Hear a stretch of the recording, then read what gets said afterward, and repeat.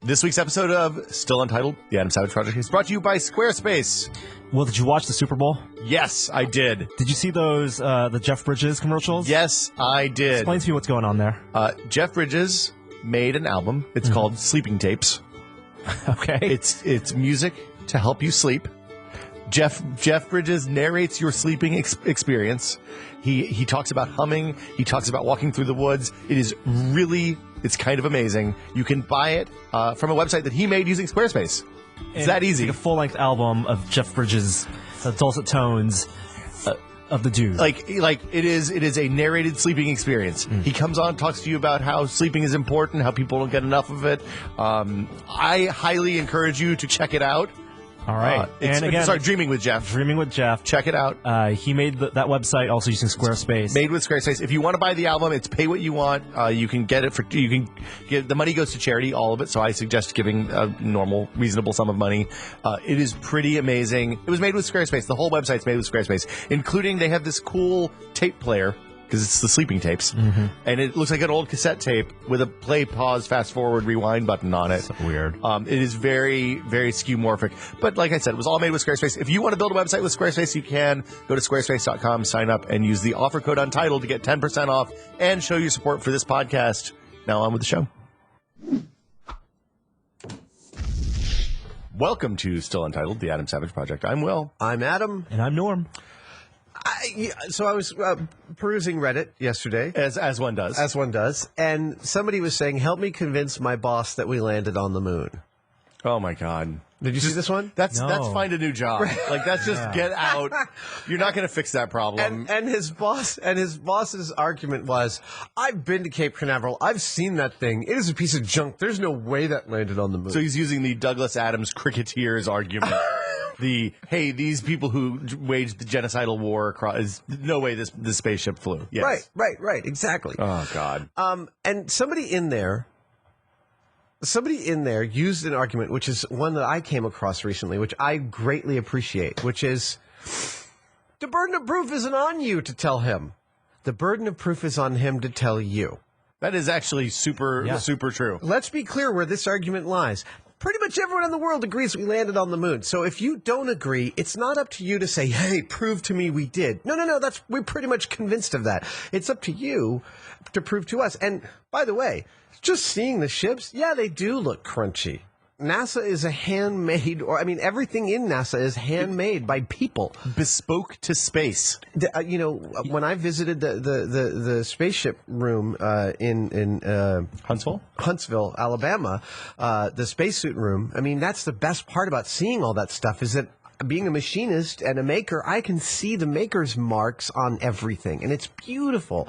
And yeah, that is crunchy because these were prototypes that went. And it was decades ago. Not only was it decades ago. Go ahead. Right, and for all the technology that we have, it's still meat bags and tin cans. And everything that they did to get to the moon could be done on a pocket calculator. The guy's like, how do they have the computing power? And it's like, you're asking something when I don't think you even have a realistic idea. And all this was said in the thread. Yeah. The guy has no realistic idea of how much time what the computations were like anyway. It's the math. The math is calculus. It's not that hard, right? Yeah, exactly. And it didn't need to be 12 zeros precision. It just needed to be 3 or 4. You know, just get close enough. Yeah, you just need a steely-eyed missile man. That's right. What are the forces? Interesting. What are the things that work? Culturally, but also that convince people that it's not possible. Why is there a generation, or why are there people? You think is it because of science fiction? Because I think documentation. I think that we crave. So I'm going to go all the way to Vonnegut here and say that we all crave. Everyone craves families. Everyone craves groups, and I can't remember the specific names, but Vonnegut has names for specious groups that we have membership in just by nature of luck. Zoroastrians and all that, or like Hoosiers. Okay, like born in Indiana. Hoosier, who cares? But they feel good about it. So Californians, New Yorkers, it's like everyone feels like they need to be part of a connection, right? I think it's a very reasonable understanding of why religion is so successful and useful to so many people, I think that some people look at something that everybody else is doing and feel a sense of membership in going in the other direction. and they find a cadre of people who agree with them. They're still a flat Earth society. Well, so that's like you're saying people want to belong in groups, but also at the same time have the instinct to go against. But you also, what you want your group to feel special. I think you want your group, So there's a critical mass. I mean, and this goes all the way up to anti-vaxxers and the whole thing. Yeah. Like the thing that happened, the thing that's happened is 50 years ago, the 3 people in the country the 300 people in the country that didn't believe the Earth was round would have no way of finding each other, right? Well, there'd be a zine. Right, they'd put personal ads in the newspaper, and they'd be like, "Hey, think the Earth's flat?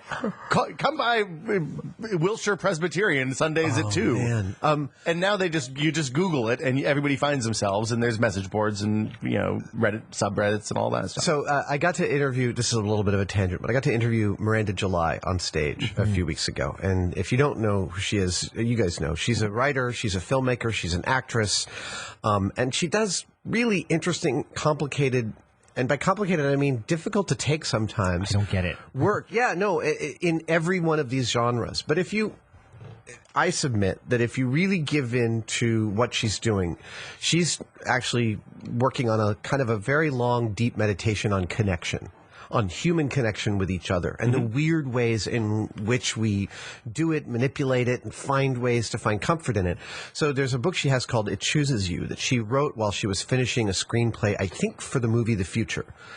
Oh, yeah, I saw that, yeah. And the book is, she was like in her house in L.A., not working, procrastinating, and she gets a penny saver every week for free.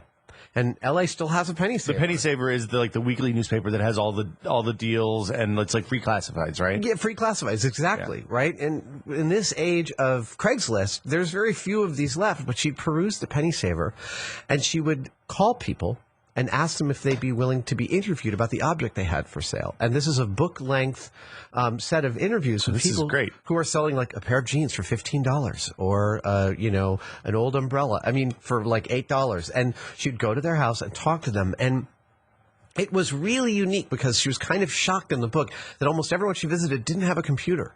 Oh, sure. Well, why else would they be in the penny saver? Right. But this whole world that we completely take for granted is not part of their purview. And they all had these really rich and sweet and difficult lives like we all do, except that it sort of felt like visiting another country. But it was next door. Next door. That was tangential to the idea of human connection. But Well, so last night my wife and I were talking about this because I found out, to my surprise, that she didn't know what Tinder was. I am not in the Tinder market, obviously. Tinder's a dating site, right? Tinder is a heterosexual dating service. Site. I think it's heterosexual. Grindr is the Maybe gay one. both. Okay, right. Okay, cool. But the key factor of Tinder is that you get a picture of someone and you swipe one way to say yes, and you swipe the other way to say no. Sorry, I should say I don't know if Grindr's the gay one or if it's just non-het or if it's everything else besides het. So I always Tinder get is the cisgender one. is the what? The cisgender. The cisgender. What? The sissy one. What is CIS? cis just means non. Right, but what does it stand for? It's a word. It's a Latin word, I think. It comes up in chemistry because when you're talking about yeah. Anyway, I looked it up and I still am kind of mystified by it. Anyway, Tinder is the cisgender. Got it. So I had to explain Tinder to Gina, and then she looked at me like, this is, and then I explained that people figured out the Tinder hack almost immediately. Which is Tinder? Do I have this correctly? Because I've never looked at this. You're out of the market too. Is this you scroll through and when you see someone you like, you tag them, and if they've tagged you, yes, okay, but you only see if both people tag. So some enterprising, presumably young man, realized that if he just says yes to everything, then Tinder goes from being a selective service to more of a buffet. and as I explained this to my wife, she had a look of both surprise, consternation, and finally kind of a little bit of horror. Is that really how it works? Yeah. Will that break the service? I think that's probably why Tinder was really popular for a little while, and now not so much. No, I think it still really is popular. Oh. I have no idea. Anyway. I don't think we're the right people to be discussing this. We are not, absolutely. Three non-single dudes. Yeah, I don't know what the point. The point of the story was that we were basically the last, like we started dating in 1996, which is basically the last wave of dating before the internet. Like there was she couldn't Google my email address. She couldn't figure out who I was by using the internet. She didn't have an email address, I think, when we first started dating. I was on the internet, obviously. Wow. But she didn't have an email address? I don't think so in 96. I think she got it in 97. Wow. Because like if you didn't have a computer, she didn't have a computer. Why would you have a computer? She's not a nerd. She's a normal person. She's a civilian. Normal. And like all of that, like that has changed the dynamic of dating in a profound and terrifying way to me. We haven't talked about this on the podcast, but I met my wife online. Yeah. I was on Nerve.com, which was very. I remember it still Nerve. exists, but it was very popular in the early 2000s. Very hip. Very hip.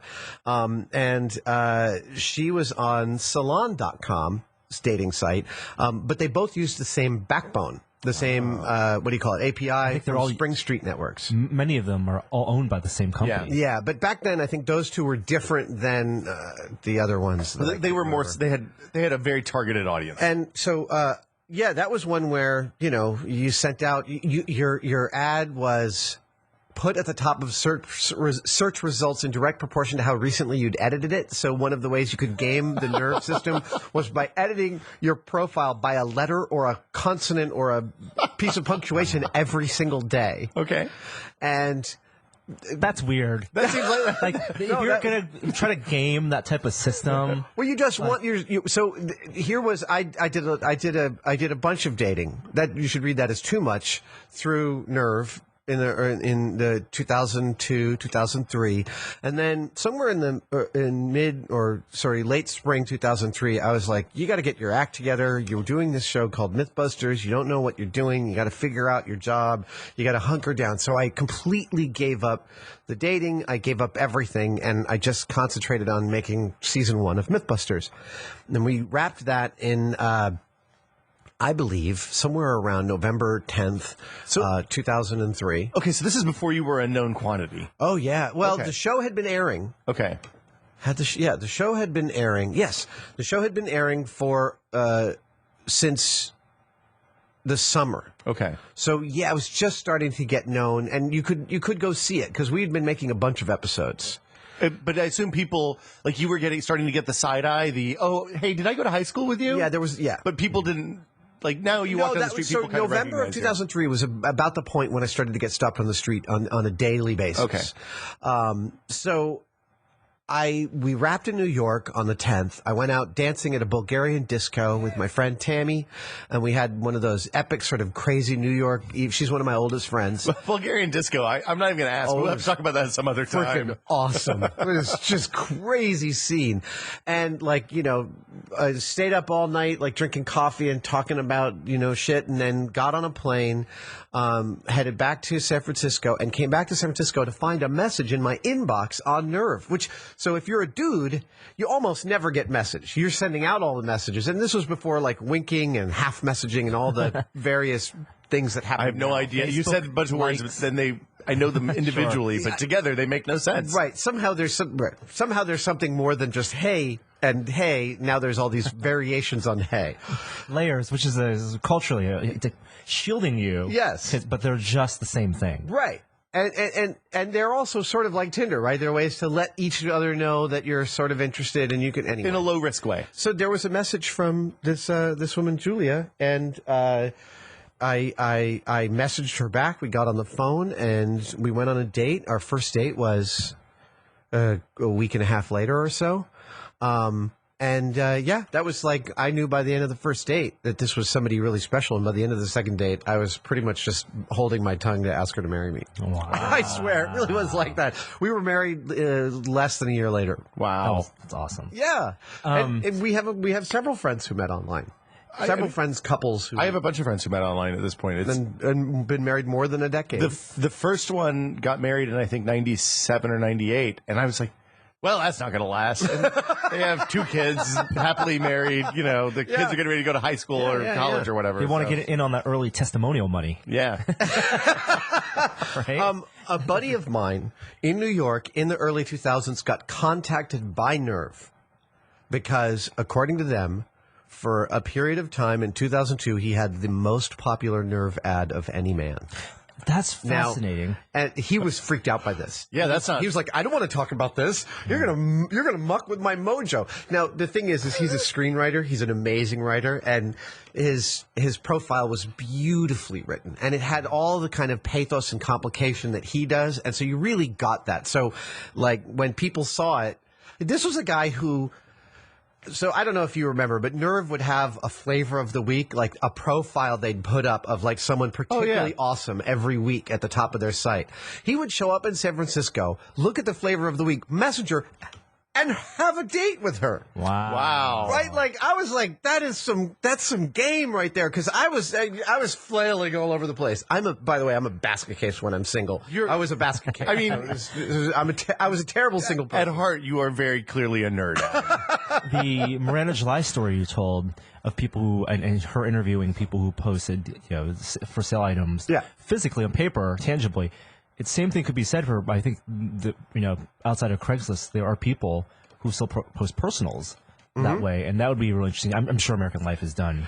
Yeah, and Craigslist personals with no pictures. Back then, there was no pictures, which just felt like a really weird sort of thing to do. But like some people really dug the interactions before you were infected with what people looked like. Well, and like talking on the phone, like going from hey, I'm going to send you an email to talking on the phone, I have to imagine is a big, because like my first job, like I had a bad job out of college, and then my first real job working in the industry, I did all of the work with that over ICQ. Right. Like we literally did all of our planning for Ars Technica when we launched the site over, instant message and email and occasional IRC. And I remember, you'd have 5-hour conversations with a girl on the phone, in the 80s and the early 90s. Is that something kids still do, or is that something that just doesn't happen? Oh no, anymore? it's Snapchat, right? No, my kids will do what do you call Skype or Skype, FaceTime or whatever? They'll do Skype or FaceTime. As a regular means of communication. Yeah, just sit there at the end of the night and one of my boys will do homework while his girlfriend's doing her homework via Skype, and they're just talking to each other while it's like they're in the room together. That's amazing. It's kind of incredible. Right, yeah. And it's something that you don't take into account. The story about your friend who was at the top of Nerve, that story, you hear that sometimes. I think there have been really cool features written about like the most popular people on different services on OkCupid, the most quote unquote desirable people, and it's a combination of algorithms because it speaks to people also who can game or sense the algorithms and play to them. But then there's only so much that can do, but it's more a reflection on that culture, on modern dating culture. Well, and this is the interesting thing about having 16-year-olds, right? Because, that was a nice segue. Thank you. We had originally planned to talk about some dad stuff. Both my boys now, they're turning 16 in a very short period of time. Do kids drive at 16 still? We actually just made the appointment for me to take one of them, thing 2, to the DMV next week to sign the paper. And get this, both parents have to sign in person in the DMV. There is no other option. You have to. He can leave the country with one parent's signature, but he can't drive without both in person in front of the. Anyway, responsibility. It's good. So they both boys have girlfriends. One's been steady for. This is a terrifying thought. I know. One's been steady with his girlfriend for 15, 16 months now, and the other is 5 months, I think. And. It's fascinating. So, hold on. Should we be talking about this? Is this okay? Yeah, this is okay. This is okay. I'm not going to get into too much more detail because this is their personal lives, and I'm not going to, reveal too much. But I will tell you that when Thing 2 first came home with his girlfriend, and they're both delightful. We've met them both. They're lovely girls. When Thing 2 first came home with his girlfriend, and he was really excited for us to meet her, and she's delightful. But they came in and I could see, all that stuff, right? He's totally in love and he's intoxicated and youth and all of that. And in that 1 second of meeting her and seeing him with her, I realized Trinity being downloaded how to fly a Huey helicopter. Oh my God, right. He's going to have to go through all those years of heartbreak just because that's what life is about. And I don't mean life, well, yeah, you do suffer, right? Like you Yeah. go through relationships and they are awesome and they hurt and it's this roller coaster and that's part of existence. And it was like, I hadn't even considered it until that moment. Up to that point, you're going to keep him alive. Right. Keep him alive, keep him educated. And make sure he doesn't like have food on his lips, right? Like, Yeah. And that is pretty simple, but seeing him there, it's like, oh, here's a whole nother swath of the world that I cannot protect him from. Right. I know it's totally intense. And yet, also I will say this, because you're a new dad. Thank you. You're part of, you're now conversant, right? You can actually kind of start to talk about stuff. We have conversations. We talk about feelings. Right. We're frequently full of feelings because we're 2 years old now. Right. And when you're talking about those, you are very clearly in your head thinking about what is the long tail of how I phrase things, how I say things, how I frame them. I'm setting the seeds of my own demise 15 years from now in the right. Yeah. I mean, I could be. And you're giving tools, Yeah. right? And like every time you talk about a way to every time you talk about how to deal with a negative situation or a positive situation, but mostly negative ones, you're giving them tools for navigating the world. I will tell you, at 16, you're no longer doing that. At 16, you are watching them use everything you've given them, hopefully. Well, I mean, It's not about saying the right thing. It's about avoiding saying the wrong thing. Well, even more, it's like they're now their own people. They have their own opinions about stuff, and now they take your stuff and they're like, yeah, but we don't buy it. if they don't have the moral code that they need to live, the moral and tools that they need to live, you're not going to give it to them at this point. Right, exactly. So Like- everything you've said has already happened, and now you're just sort of like keeping them fed until they go. So what's my clock? What's my clock? Like, what does the switch turn? Like 8? No, 5? Well, with 10? girls, I have no idea because I only have the subset of boys. Oh. I will say that I do think about that with everything I've ever said to them. I mean, and look, it's not like I'm anything close to a perfect dad. I get, we all have our No one's a difficulties as perfect parent. We all have our difficulties, but I really have tried, as I've helped them navigate the difficulties of life, to really think about constantly thinking, what would I have wanted to be told? Because I went through everything. I went through everything that they're going through. Yeah. In fact, I wasn't nearly as cool as they are, or as confident, or as self-actualized as they are. But I do see them, and I give them ideas and think about how, you realize it's like you're running a subroutine, and what do you want them to do with that subroutine later? And recently, one of my sons was having some difficulty, and he gave back to me stuff I'd said to him. And he's like, right, but you said that this shouldn't feel like this if this happens. And I was like, oh, I'm so glad to hear you say that. That was great advice from me at that moment. I wasn't retained it. Yes, Yeah. you retained it and you're using it. And, both of them have a genuine emotional sophistication, which I didn't have at that age, and I'm yeah. really pleased by that. So that's something that I feel like generationally is really awesome to watch happen in your They grow up faster. They grow up faster, but you and your wife can give them, and when you have kids I mean, if you don't already, Norm. that you know of, I'll raise a robot. The a robot dog. The thing for me is I always think about, right now we're reading books. We're reading a lot of books. And I've delved back into the well of things that I loved when I was, probably not 2 or 3 years old, but the things I remembered reading as a young child. Yeah. And those are storytime books a lot of times. So I'll read them so we're reading Paddington, just as an example. There is so much that I didn't understand about Paddington as a youth because of cross-cultural stuff, like just English American The stuff. allegory of immigration that it is. Yeah, exactly. Oh, he was a stowaway from South America. Where I didn't know what the fuck darkest Peru was, right? It's like, is this okay? Maybe this is racist. I'm not sure. What is the marmalade in allegory? Yeah, so The cake is a lie. So I've been explaining that, Peru is in South America. It's a place far away, and but just the very literal level of this. I didn't know what a stowaway was for probably 10 years after I read Paddington. Yeah. And Far thinking from about romantic. that, it's easy. It's easy now because it's all literal. But when you get to stuff, when you start talking about stuff like feelings, and you start talking about, like, the other day she wanted to know why we're nice to other people. I said, be nice to mom. She said, why? And I said, well, that's a really good question. It's because you love her.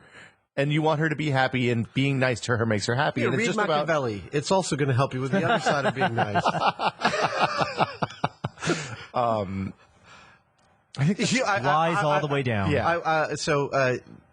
When the boys were about 3, 2.5 or 3, feeding them was kind of like throwing meat into the lion cage. I had these little city chairs that were like blow molded plastic, and they'd strap into those on the kitchen floor. And I would put food, and at the end of dinner, there'd just be like a ring of food. I assume they're hand eating at that point. Yeah, right? exactly. And then like this, and then they get a little older, and we're sitting at the kitchen table. Right, they're probably about 3.5 at this point, and yeah, somewhere around there. Anyway, thing 2 doesn't finish his dinner, and I'm like, "You got to finish your dinner," and he's like, "I'm not hungry," and I said, "Yeah, you still got to finish your dinner," and he's like, "But I'm not hungry," and I'm like, there are kids in the world who don't have as I got to that, he put his hand on mine and said, "We'll talk later." Oh boy. This is when he's 3.5? 3.5. Oh boy. I'm so glad I have a girl. Norm, what do you wish you had been told when you were 17? Like this is something I think about a lot. Like what at different points in my life. There's actually interesting thought experiments. One is, what would you do if you could go back to high school now? Not something I've ever been interested in doing, but I understand it, and it is a version of exactly the question you've just asked: is what would your 17-year-old self have benefited from hearing? The first part of what would you do if you could go back to high school? Yeah, that becomes less and less desirable as you go older, and as you, I think it's more. If you wish you could go back to high school, I mean, one, you can't, but it's a good sign that look forward as opposed to looking back. Yeah, well, totally. And then that goes away. That desire completely goes away. The desire to go back to high school, I think a lot of it comes from the intensity of emotion you feel at that age, right? When you're 16, 17 years old, everything is more intense. Well, it feels like life and death. That's the brilliance of Buffy. Yeah. The brilliance of Buffy is they put actual life and death stakes on all the feelings of high school. Like, you sleep with your boyfriend, and the first time you do, he turns into an actual monster. Right. Yes. Who will then try and kill everyone you love. Yes. That's the brilliance of Joss Whedon. That Jenny Calendar episode where Angel turns evil is the saddest thing ever in television. I've never watched it. I started watching Firefly, which I think is a gateway drug for Buffy. It totally is. So if Firefly goes well in our house, 13 episodes. Yeah, Firefly is phenomenal. I watched it originally out of order because of Fox, right? And so I bought the Blu-ray years ago. It was just like $5 or something, and I've been ripping stuff. And we started watching in the right order, and it is really cohesive this way in a way that it wasn't. You watched before. the pilot? I watched the pilot. Is that the line? My favorite line. Let me be clear. When I kill you, we'll both be you'll be awake and facing me, and we'll both be armed. When he's accused of, you're going to kill me in my sleep. Yeah. Oh, such a good line. Someday I'd love to talk to Joss Whedon about Raymond Chandler, because I'm quite sure absolutely he's an aficionado of Marlowe. That's a very good point. Yeah. Anyway, go ahead. The second point of I think we've talked about this before. The thing that I think to tell any 17-year-old and even up to 30, 40 years old is it's never too late to start. It is never too late to start. Right. You have more time than you think. You have more, exactly. And the other one is, and this is one in which the boys really seem to have taken, is if you're feeling shitty in a specific situation, that's not something you just have to bear because of who you are.